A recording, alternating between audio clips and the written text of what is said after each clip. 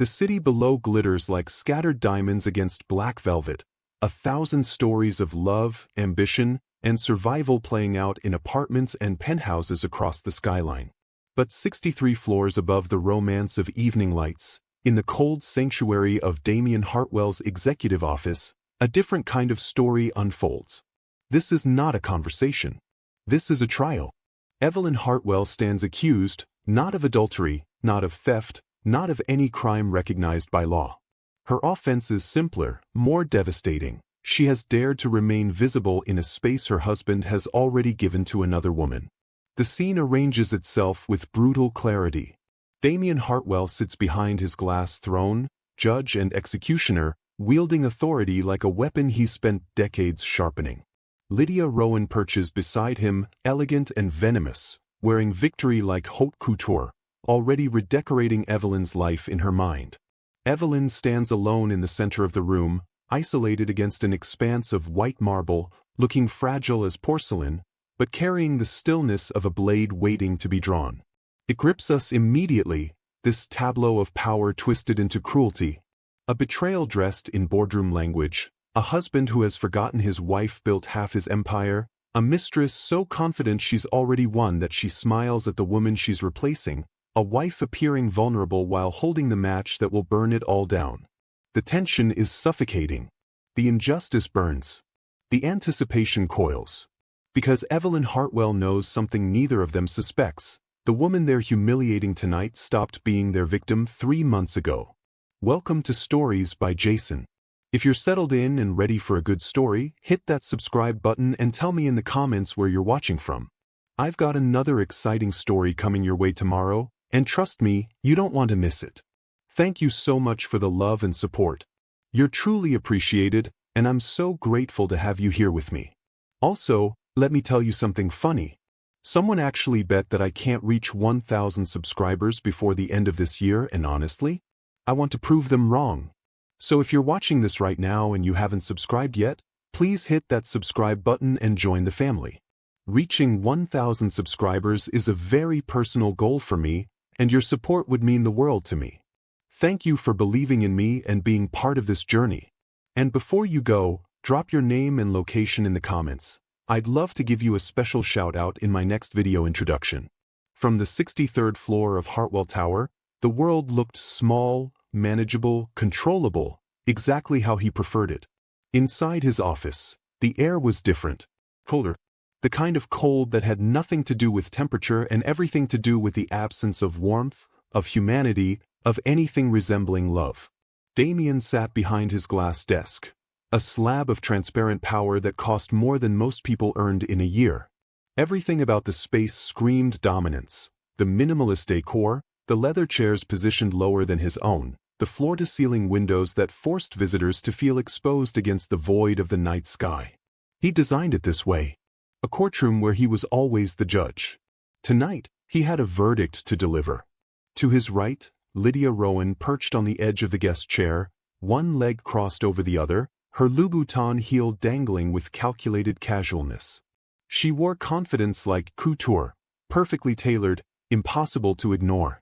Her red lips curved upward in a smile that never quite reached her eyes, and her fingers traced absent patterns on the armrest as though she were already rearranging the furniture in her mind. In the center of the room, standing alone on the expanse of white marble floor, was Evelyn Hartwell. She looked small there, framed by all that empty space. Her cream blouse was simple, elegant, understated, so unlike Lydia's crimson power dress.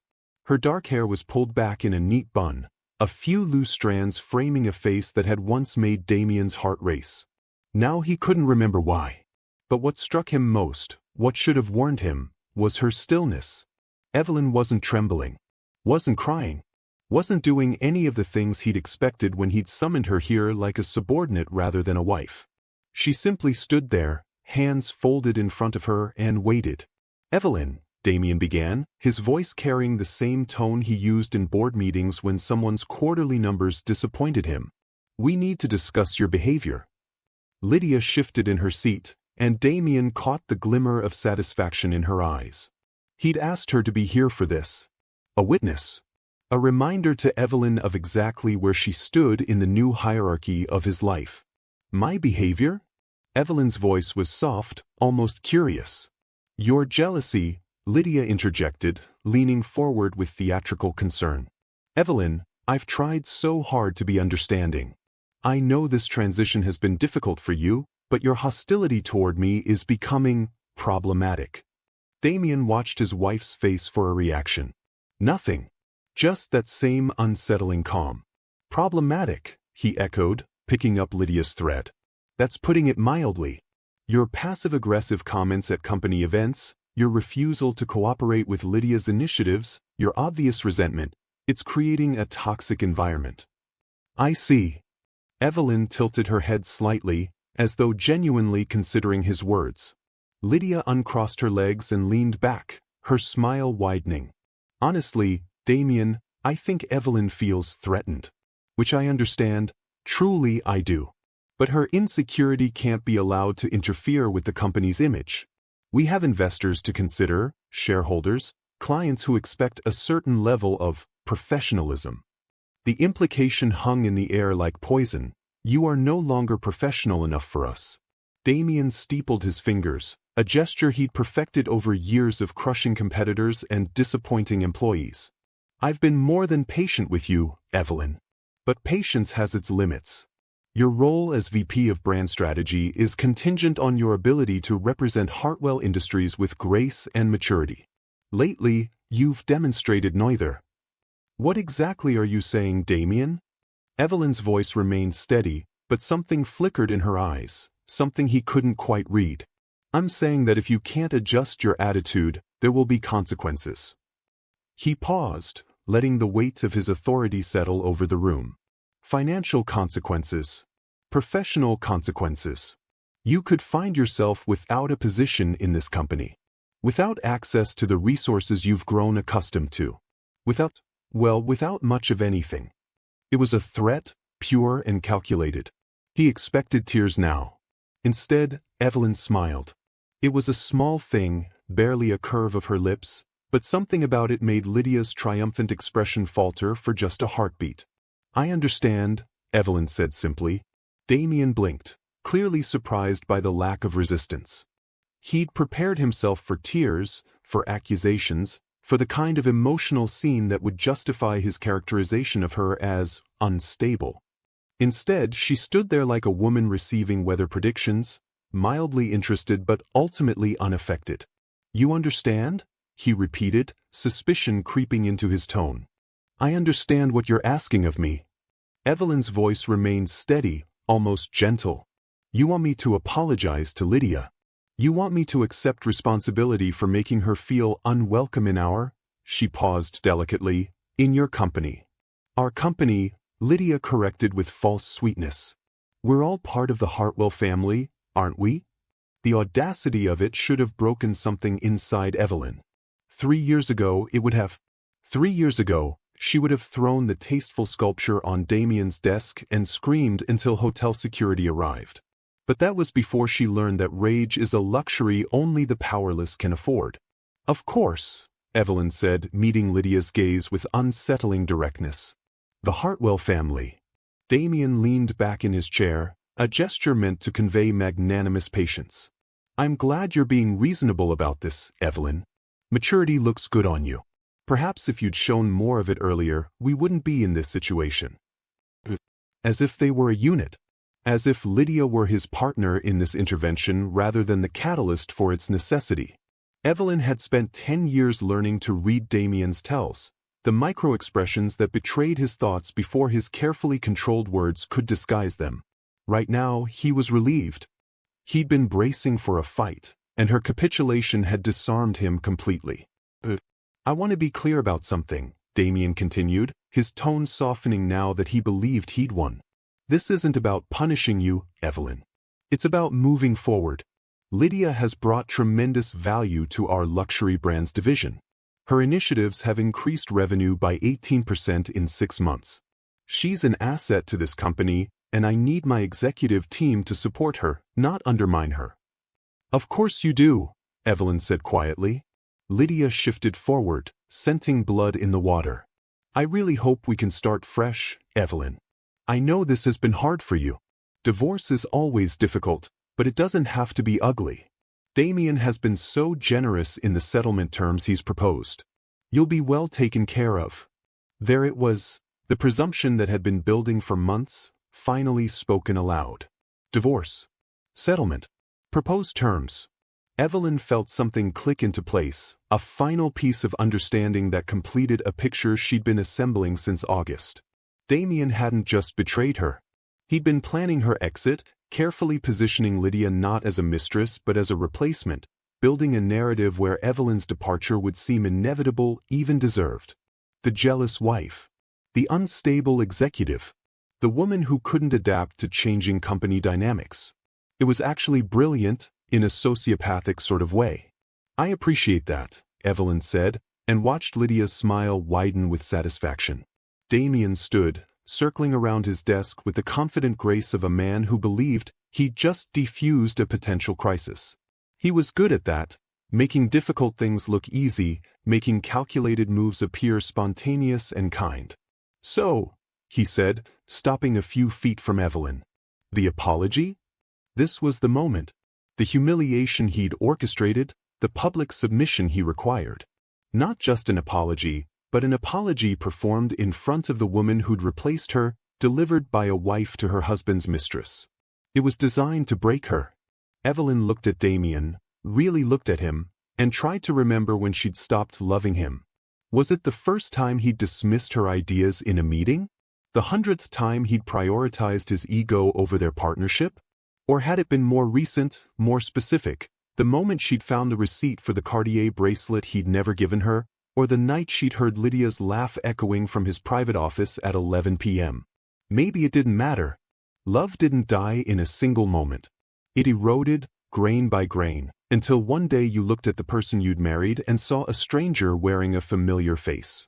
If an apology is what you want, Damien, Evelyn said softly, her voice carrying an odd note that neither he nor Lydia could quite identify, then you'll have it. She turned to Lydia, who sat up straighter, practically preening with anticipation. Lydia, Evelyn began, and the younger woman's eyes glittered with triumph. I apologize for any discomfort I've caused you. It was never my intention to make you feel unwelcome in this company. The words were perfect, exactly what Damien had demanded, delivered with impeccable grace. Lydia's smile turned radiant, victorious. Thank you, Evelyn, she said, her tone dripping with false magnanimity. That means a lot. I really think this is the beginning of a much healthier dynamic for all of us. Damien nodded, clearly pleased with himself. That wasn't so difficult, was it? Evelyn said nothing. She simply turned, walked toward the door with the same quiet composure she'd maintained throughout the entire encounter. Evelyn, Damien called when her hand touched the door handle. She paused but didn't turn around. I'm proud of you. This took courage. She almost laughed at that. Almost. Instead, she pulled open the door and stepped into the hallway, letting it whisper shut behind her with a soft, final click. Behind that closed door, Lydia let out a delighted laugh. Well, that was easier than expected. I thought she'd at least put up a fight. Evelyn's smart enough to know when she's beaten, Damien said, returning to his chair with the satisfied air of a general who'd won a bloodless victory. She'll make this transition as smooth as possible. It's in her nature to avoid conflict. Poor thing, Lydia murmured, already pulling out her phone to text friends about her triumph. She really thought she could compete with me. They didn't hear Evelyn's heels clicking down the marble hallway with mechanical precision. They didn't see her pull her phone from her purse, fingers steady as stone. They didn't notice the way her calm expression shifted, just slightly, into something that might have terrified them if they'd been paying attention. They were too busy celebrating. In the elevator, descending through 63 floors of Hartwell Tower, Evelyn allowed herself one deep breath. Then she pulled up her contacts and selected a number she'd saved 3 months ago under an innocuous name. Rivers, accountant. The call connected on the second ring. Ms. Hartwell, a crisp, professional voice answered. I've been expecting your call. Miranda, Evelyn said quietly, watching the floor numbers descend on the digital display. It's time. Confirmed. I'm initiating Phase 1 protocols now. Are you certain you want to proceed tonight? Evelyn thought of Damien's satisfied smile. Lydia's triumphant laugh. The humiliation they'd forced her to endure, the apology they demanded like tribute from a conquered nation. Yes, she said. Tonight. Everything. Understood. The board notifications are queued for midnight. Financial transfer authorizations will execute at 12:01 a.m. Regulatory filings are scheduled for 6 a.m. I'll send the confirmation codes to your secure device within the hour. Perfect. Ms. Hartwell? Miranda's voice softened slightly. For what it's worth, he has no idea what's coming. Evelyn stepped out of the elevator into the tower's glittering lobby, where normal people were finishing normal workdays, heading home to normal lives that didn't include betrayal or billion-dollar empires or carefully orchestrated revenge. No, she agreed softly. He really doesn't. She ended the call and walked through the lobby, past the massive Hartwell Industries logo etched in gold, past the security guards who nodded respectfully at Mrs. Hartwell, past the revolving doors that spat her out into the cold December evening. The city sparkled around her, indifferent and beautiful. Somewhere above, in that glass tower, Damien Hartwell was pouring himself a celebratory scotch, believing he'd just secured his future. Believing he'd successfully managed the messy business of replacing his wife. Believing himself untouchable, invincible, victorious. He had no idea that the woman he'd just humiliated had spent 3 months building his downfall brick by brick. He had no idea that his empire was already crumbling, the foundation eroding beneath his feet. He had no idea that the calm, composed apology he'd demanded would be the last words she ever spoke to him as his wife. By midnight, his world would be burning. By morning, she would be gone. But tonight, right now, in this moment, Evelyn Hartwell allowed herself something she hadn't permitted in months. She smiled. And this time, it wasn't forced. This time, it was real. He thought forcing her to apologize was his victory. He thought humiliating her proved his power. He thought he'd won. But Evelyn Hartwell had stopped fighting 3 months ago. Not because she was weak. Because she was done. And what came next would teach him the most expensive lesson of his life. Never underestimate a woman who's gone quiet. The car service knew better than to ask questions. Evelyn had used the same driver, Marcus, discreet and professional, for the past 3 months whenever she needed to move without Damien's knowledge. Tonight, he simply held the door open as she slid into the back seat of the black sedan, then pulled smoothly into traffic without a word. The usual route, Mrs. Hartwell? He asked, eyes meeting hers in the rearview mirror. Yes, Marcus. Thank you. The usual route meant avoiding the main highways, taking the long way through quieter streets where traffic cameras were sparse and digital footprints minimal. It was a small precaution, probably unnecessary, but Evelyn had learned that survival lay in the details. As the city lights blurred past her window, Evelyn allowed herself to drift back, not to tonight's humiliation, but to the night that had changed everything.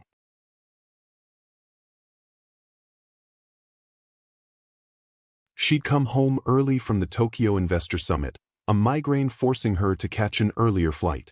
The penthouse had been dark when she'd entered, Damien's car absent from the garage. Nothing unusual. He often worked late.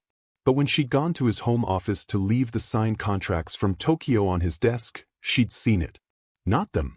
Not some dramatic scene of passion or betrayal caught in the act. Just a phone. Damien's personal phone, the one he thought he'd left at the office, lying face up on his desk. The screen had lit up with a notification. Lydia, can't wait to see you tomorrow. Wear the tie I bought you. It matches the lingerie I'll be wearing underneath my dress at the board meeting. Face blowing a kiss. Evelyn had stood there, contracts in hand, reading those words over and over as if repetition might somehow change their meaning. She hadn't cried. She hadn't screamed. She'd simply taken a photo of the message with her own phone, carefully, making sure the timestamp was visible, and then returned the phone to exactly where she'd found it.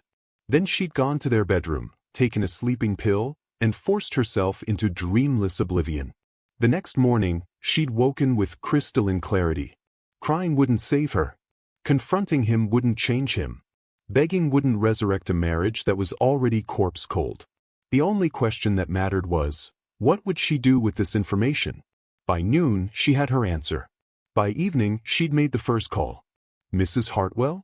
Marcus's voice pulled her back to the present.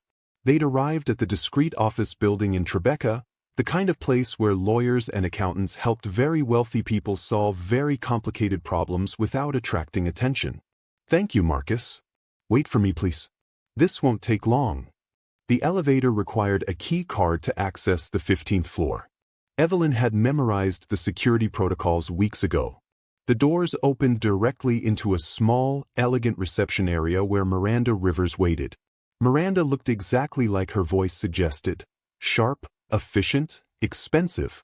She was probably 40, dressed in a perfectly tailored charcoal suit, her silver hair cut in a severe bob that somehow made her look both intimidating and trustworthy.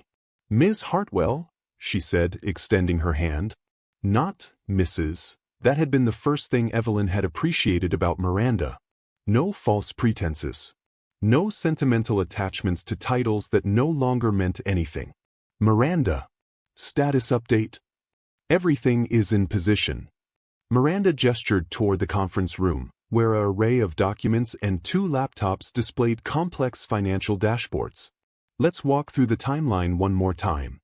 Evelyn followed her inside, feeling that familiar surge of controlled adrenaline that had sustained her through 3 months of careful, calculated preparation. Miranda pulled up the first screen. Phase 1, Financial Separation. Complete as of 2 weeks ago. All jointly held assets have been legally reclassified. The prenuptial agreement you negotiated, before he had his lawyers weaken it with that amendment 3 years ago, has been restored as the governing document through a rather clever legal maneuver involving statute interpretation. The offshore accounts? Evelyn asked. Frozen pending federal investigation. I submitted the anonymous tip yesterday through proper channels. The forensic accountants will find approximately $43 million in undisclosed holdings that violate both tax law and SEC regulations. Miranda's smile was razor thin. The beauty of it is that it's all true. You didn't fabricate anything. You simply illuminated what was already there. Evelyn nodded. That had been the hardest part, not the planning, but the realization that Damien's empire was built on foundations of fraud.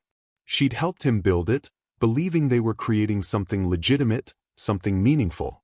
The discovery that so much of it was rotten had been almost as painful as the affair itself. Almost. Phase 2, Corporate Exposure, Miranda continued. The board of directors will receive a comprehensive dossier at midnight. It includes documentation of misappropriated corporate funds, conflicts of interest, and breach of fiduciary duty. I have confirmation that 3 board members, the ones who aren't personally profiting from his schemes, will move for an emergency vote to suspend his authority pending investigation. His father? Evelyn asked quietly. Richard Hartwell will receive his own package. I suspect he'll be the most motivated to contain the damage. Miranda's expression softened slightly. I know that was difficult for you. Richard always treated you well. It was true. Damien's father had welcomed Evelyn into the family with genuine warmth, had mentored her, had been proud when she'd earned her MBA and taken a leadership role in the company. Learning that his son had built an empire partially on illegal activities would devastate him. But Evelyn had made her choice. Some betrayals were too profound to forgive, some corruption too deep to overlook out of misplaced loyalty. Phase 3, Personal Exit, Miranda said. Your new position at Chateau Investment Group in Geneva has been finalized. You'll start January 2nd as Senior Vice President of Strategic Acquisitions. Salary is 40% higher than your current compensation, plus equity participation and housing allowance. Evelyn felt something loosen in her chest. Geneva. Clean, orderly, beautiful Geneva. A city where no one knew her as Mrs. Damien Hartwell, where she could rebuild herself from scratch. The apartment? Secured. 2-bedroom in Os Vives, overlooking the lake. Furniture arrives next week. Your assistant, Sophie, has already relocated and is setting up your home office. Sophie. Loyal, brilliant Sophie, who'd been Evelyn's executive assistant for 6 years and had immediately agreed to relocate when Evelyn had quietly offered her a position in the new life she was building. Some people couldn't be bought, couldn't be corrupted.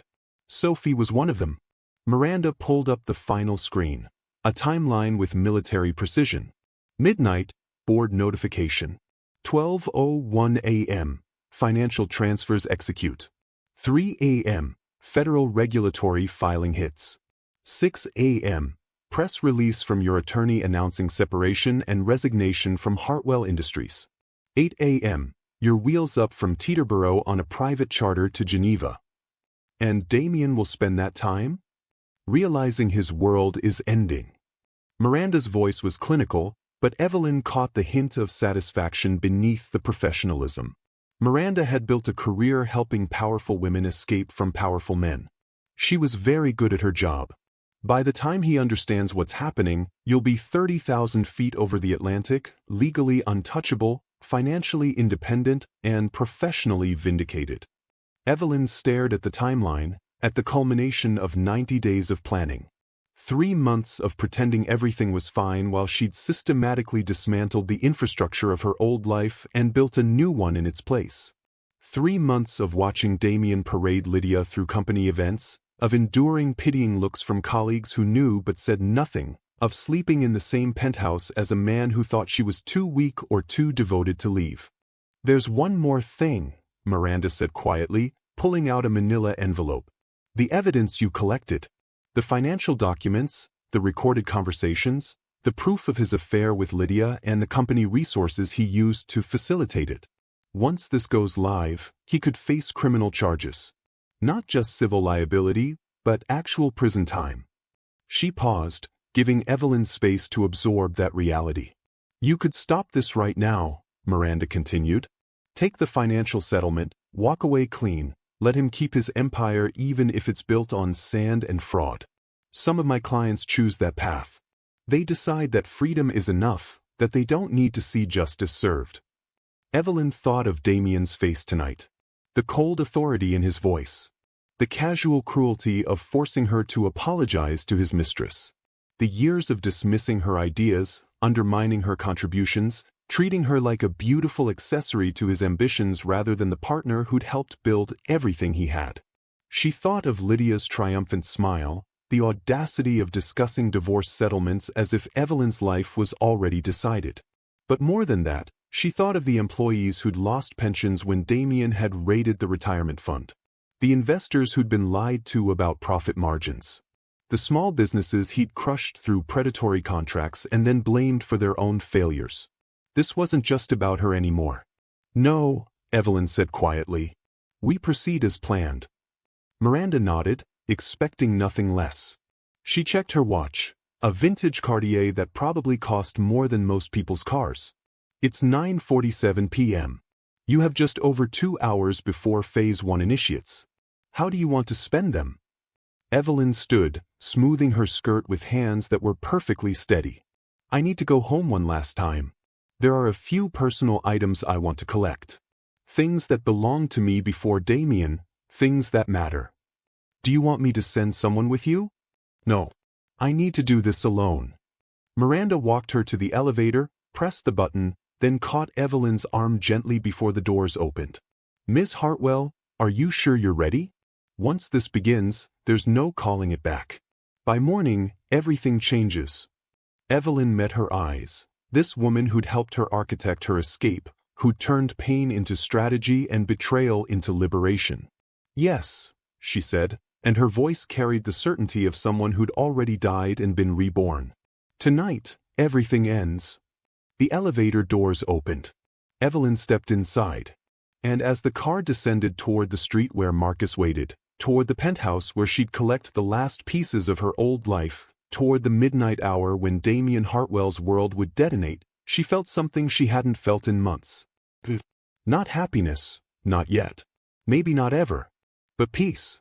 The kind that comes when you stop fighting fate and start writing it yourself. The car pulled into traffic, carrying her toward the ending she'd earned.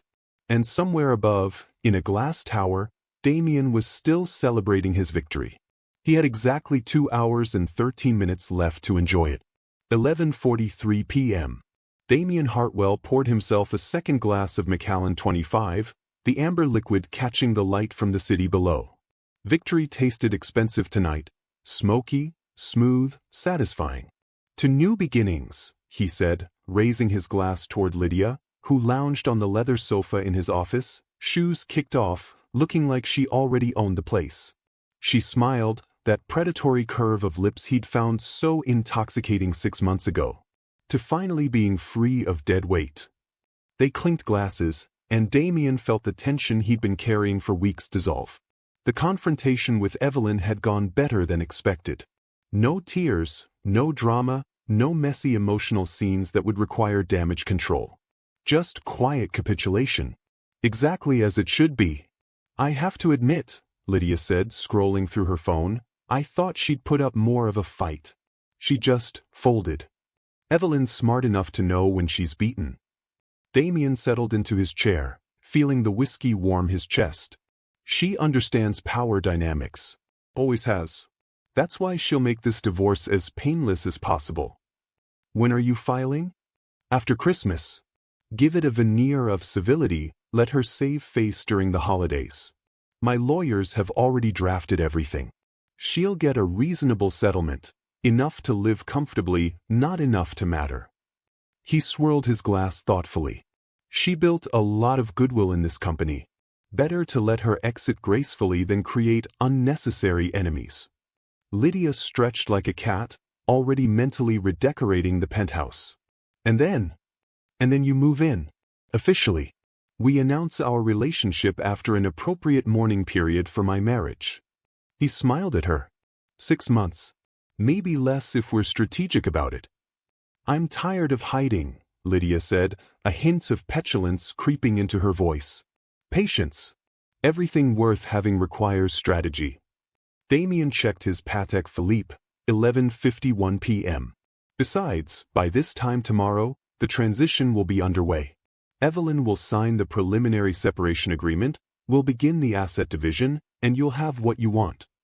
What we want, Lydia corrected, moving to sit on the edge of his desk, close enough that her perfume, something expensive and aggressive, filled his senses. A real partnership. Not whatever sad arrangement you had with her. Damien pulled her closer, feeling powerful, invincible. Everything was falling into place. The company was thriving. Lydia was beautiful, ambitious, uncomplicated. And Evelyn, sweet, dutiful Evelyn, would fade quietly into irrelevance, just another ex-wife of a successful man. His phone buzzed on the desk. He ignored it. It buzzed again. And again. Jesus, he muttered, reaching for it. Who the hell? 3 emails. All marked urgent. All from board members. Then his phone started ringing. Charles Wellington. Board chairman. Damien's stomach tightened with the first whisper of unease. Charles? It's nearly midnight. What? Damien. Charles's voice was ice. We need to talk. Emergency board meeting in 20 minutes. Video conference. What? Charles, I don't know what. Check your email. The one marked board eyes only. Read it. Then call me back if you have any explanation that doesn't involve the words criminal and fraud. The line went dead. Damien stared at his phone, his heart beginning to hammer against his ribs. Behind him, Lydia sat up straighter, her expression shifting from languid satisfaction to alert concern. Damien? What's wrong? He opened his email with fingers that had started to tremble. 12 a.m. The subject line read, Urgent. Documented evidence of financial misconduct, Hartwell Industries CEO. Damien's vision tunneled as he scrolled through the attachment. Page after page of financial records. Offshore account statements. Wire transfers. Emails he'd sent from his personal account discussing how to restructure investor funds. Communications about the Malta accounts, the Cayman holdings, the pension fund reallocation he'd authorized 3 years ago. Everything. Every questionable decision, every legal gray area he'd operated in, every dollar he'd moved without proper disclosure. All documented. All organized. All time-stamped and cross-referenced with surgical precision. No, he whispered. No, no, no. His phone erupted with notifications. Emails flooding in from every direction. Board members. Investors. His legal team. His accountant. Then his father's name appeared on the screen. Damien's hand shook as he answered. Dad. What the hell have you done? Richard Hartwell's voice cracked with a mixture of fury and something Damien had never heard from his father before, fear. Damien, what the hell have you done to this company? Dad, I can explain. The SEC is already involved. Do you understand what that means? Federal regulators are reviewing our books right now. At midnight on a Friday. Do you know what kind of evidence they need to move that fast? Damien's legs gave out. He sank into his chair, the whiskey forgotten, the taste of victory turned to ash in his mouth. Someone sent them everything, Richard continued, his voice breaking. Every hidden account. Every unreported transaction. Every lie we told investors about our cash reserves. The forensic trail is, Jesus Christ, Damien, some of this goes back 5 years. This isn't a mistake. This is a calculated exposure. Another email arrived. This one from his head of legal. Your personal and corporate accounts have been frozen pending federal investigation. Do not make any large transactions. Do not leave the country. Call me immediately. Who? Damien managed to whisper. Who would have access to? And then, like ice water flooding his veins, he understood. The prenuptial amendment he'd pressured Evelyn to sign 3 years ago. The one that gave her limited access to company finances for transparency. He'd thought it was harmless, a gesture to make her feel included while he made the real decisions. She'd had access to everything for 3 years. Evelyn, he breathed. Lydia, who'd been watching this unfolding catastrophe with growing horror, jerked as if slapped. What? Evelyn doesn't have the sophistication to. She's a Harvard MBA who ran our entire brand strategy division, Damien said, his voice hollow. She built half our investor relations protocols. She designed our financial reporting structure. His phone buzzed with a text from an unknown number. A formal statement will be released at 6 a.m. announcing Evelyn Hartwell's resignation from Hartwell Industries and the dissolution of her marriage to CEO Damien Hartwell, citing irreconcilable differences and concerns about corporate governance. Mrs. Hartwell will not be available for comment. Another message followed immediately. All attempts to contact Mrs. Hartwell directly should cease immediately and be directed through her legal representation. Any harassment will be documented and prosecuted. Damien's Twitter alerts exploded. His name was trending. Not for a business triumph. For scandal. Hashtag Hartwell scandal, hashtag billionaires fall, hashtag corporate corruption. Someone had leaked it to the press. Simultaneously with the board notification. Maximum impact. Maximum exposure. This is impossible, Lydia said, standing now, her face pale. She was just here. She apologized. She was weak, she was playing us, Damien said, and the realization was crushing. She was playing us the entire time. His phone rang again. Charles Wellington. The board has voted, Charles said without preamble. Effective immediately, you're suspended from all executive authority pending investigation. Don't come to the office. Don't access company systems. Don't contact clients or investors. Your personal assistant will pack your office contents and have them delivered. Charles, please, if you just let me explain. Explain what, Damien? The $43 million in undisclosed offshore accounts? The pension funds you raided? The false statements to investors? Which part exactly do you want to explain? The line went dead. Damien tried to open his banking app. Account access suspended. Please contact your financial institution. His corporate email. Your access has been revoked. His company credit cards. All frozen. In the span of 12 minutes, his entire empire had been locked away from him. Another text arrived, this time from his head of security. Mrs. Hartwell accessed the penthouse at 10:15 p.m. Removed several personal items. Left building at 10:47 p.m. No current location data available. Damien pulled up Evelyn's contact, his hands shaking so badly he could barely hit the call button. It rang once. then went directly to a message. The number you have reached is no longer in service. He tried again. Same message. Delivery failed. This email address does not exist. She'd erased herself. Completely. Every contact point, every connection, every thread that tied her to him, severed. Damien. Lydia's voice was high, strained. Damien, what's happening? What do we do? He looked at her. This woman he'd destroyed his marriage for, this woman who'd seemed so sophisticated and alluring just an hour ago. Now she looked young, terrified, completely out of her depth. We, he said softly. There is no we, Lydia. Don't you understand? Everything I just lost, the company position, the assets, the reputation, it's all attached to me. To my name. You're just collateral damage. Her face crumpled. But you said. It doesn't matter what I said. Damien stood, walked to the window, looked down at the city that suddenly seemed very far away. She's destroyed me. Everything I built. Everything I am. The woman he'd dismissed as weak, decorative, manageable. The wife he'd humiliated just hours ago, forcing her to apologize to his mistress like a subordinate being disciplined. She'd been 3 steps ahead the entire time. No, not 3 steps. 3 months.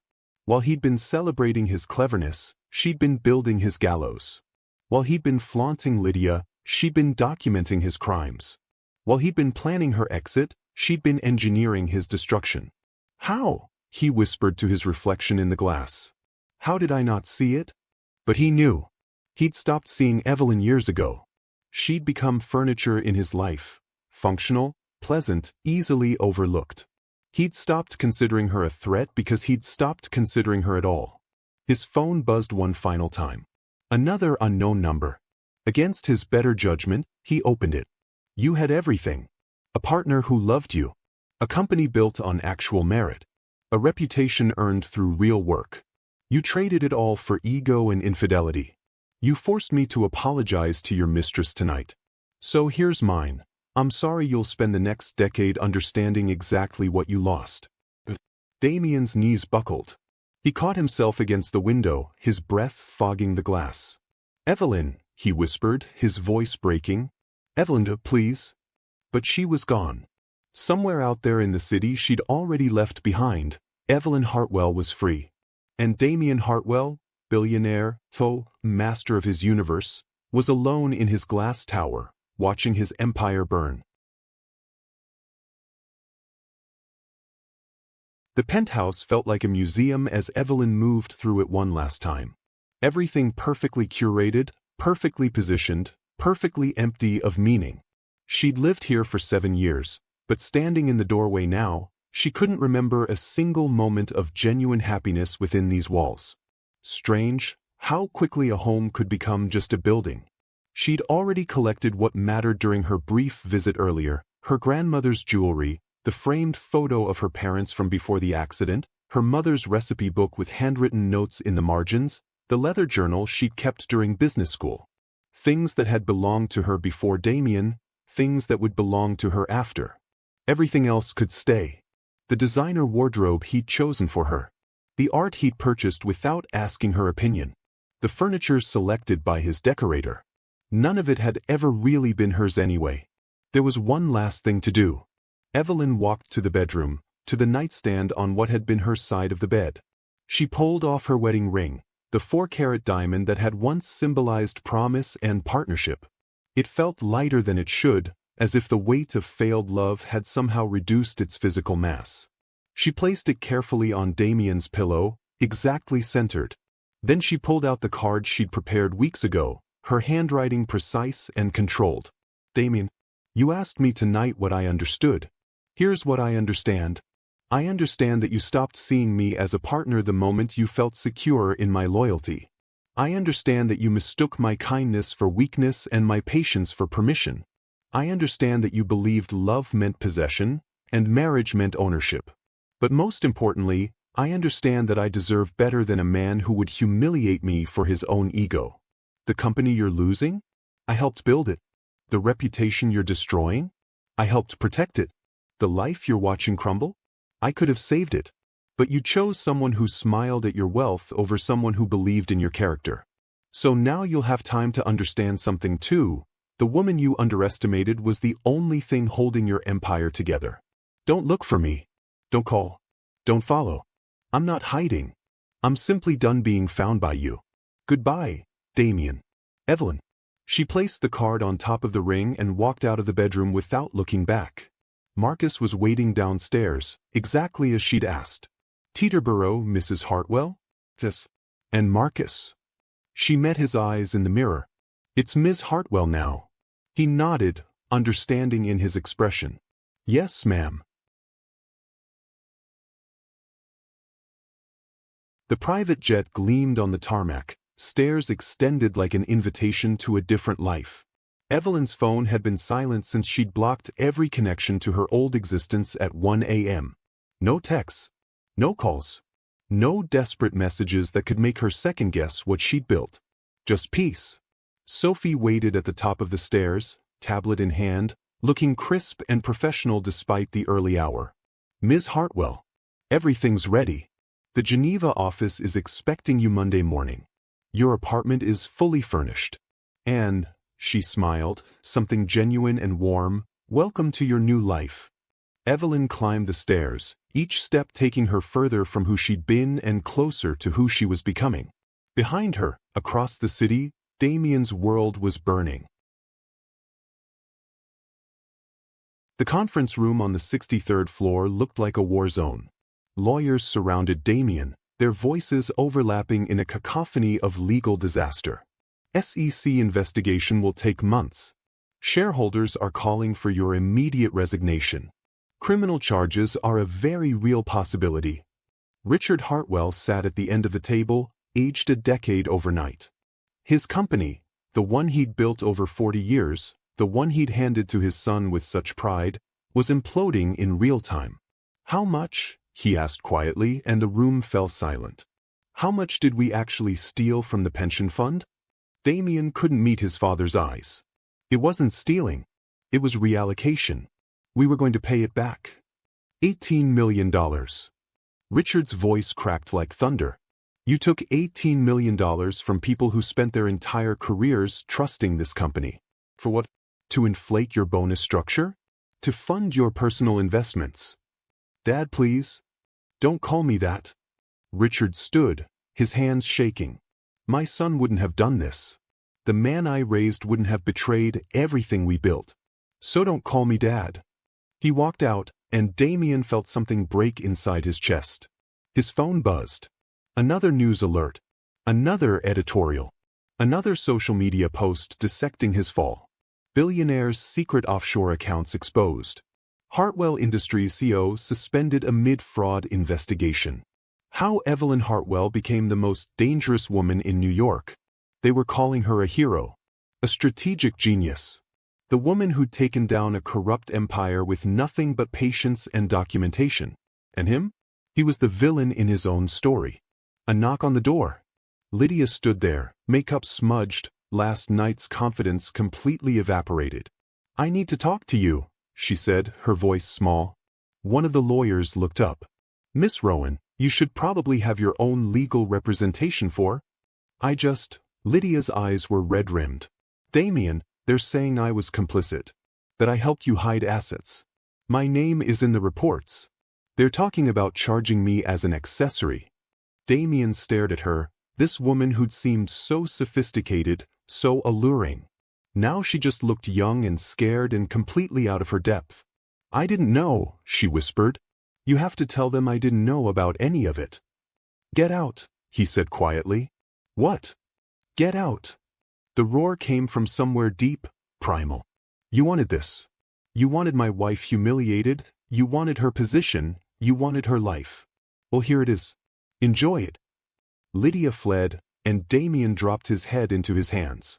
He'd traded everything. His marriage, his integrity, his father's respect, his company. For what? For ego.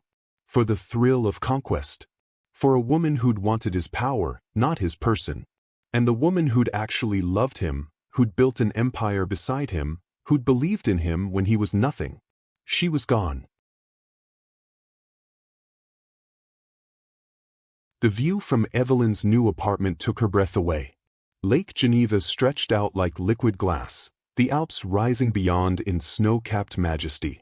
The air was clean, cold, untainted by betrayal or broken promises. Sophie had unpacked the essentials, filled the refrigerator, left fresh flowers on the dining table, white lilies, symbolizing renewal. Evelyn stood at the window, coffee warming her hands, and let herself feel it, the lightness of not carrying someone else's sins. The relief of not managing someone else's ego. The freedom of answering only to herself. Her phone buzzed, the new one with the new number only a handful of people had. Miranda Rivers. The press conference went perfectly. Your statement was dignified and devastating. Damien's lawyers tried to spin it as a bitter divorce, but the evidence is too overwhelming. You've been cleared of any involvement in his schemes. The board issued a formal apology for not protecting you. And this just came through. Harvard Business Review wants to interview you about strategic exit planning. Welcome to your new life, Ms. Hartwell. Evelyn smiled and set the phone down. She didn't need interviews or accolades. She didn't need the world to know her story or celebrate her victory. She just needed this, sunrise over clean water. A job she'd earned on merit. A life she'd chosen instead of one chosen for her. Monday, she'd walk into Chateau Investment Group as their newest SVP. She'd prove herself all over again, build something new, become someone better. But today she would rest. She'd spent 3 months planning vengeance with the precision of a chess grandmaster. She'd spent 7 years loving a man who'd forgotten how to love her back. Now, finally, she could spend time just being Evelyn, not someone's wife, not someone's victim, not someone's cautionary tale. Just Evelyn. Free. Victorious. Across the ocean, in a glass tower slowly emptying of power, Damien Hartwell stared at the note his wife had left and finally understood what he'd lost. Not a possession. Not a decoration. Not a convenience. A queen. And queens don't beg to be valued. They simply take their crown and build a better kingdom elsewhere. Damien once believed he owned her life. He believed her love meant his comfort was guaranteed. He believed silence meant surrender. But Evelyn Hartwell didn't break under the weight of betrayal. She didn't scream or beg or dissolve into the dramatic collapse he expected. She evolved. She calculated. She executed. And when the time came, she walked away with grace, dignity, and absolute victory. Because the most dangerous woman in the world isn't the one who shouts her pain. It's the one who goes quiet, plans carefully, and strikes when you least expect it. Damien learned this lesson too late. But Evelyn? She'd already moved on to her next chapter. And this time, she was writing it herself. Thank you for watching this story to the end. If you enjoyed this story, you will surely love the next one. It's as crazy and more intriguing as you can ever imagine. So do check it out. Click on the image showing on your screen right now to watch the next one.